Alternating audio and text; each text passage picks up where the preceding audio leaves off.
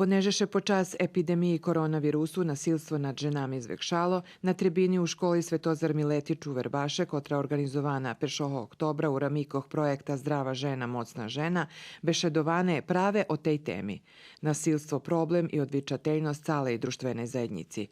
Можеше случить каждej ženi i to nje pošli do jej spravovanja, ali je sistemi patrijarhata, gdje hlop zlohaснує moc. U našoj žemi od počatku roka do 15. otprilike 15-20 maja toho roku zabiti 6 ženi. Posle toho sme nie dobivali ešte podatki, takže nie zname, ale to bol alarm, že bi še napravila to ta tema i že bi še ženi u stvari edukovali. Преподавання ще отримують у диспансеру за жени у Дому здравлja u Verbaše.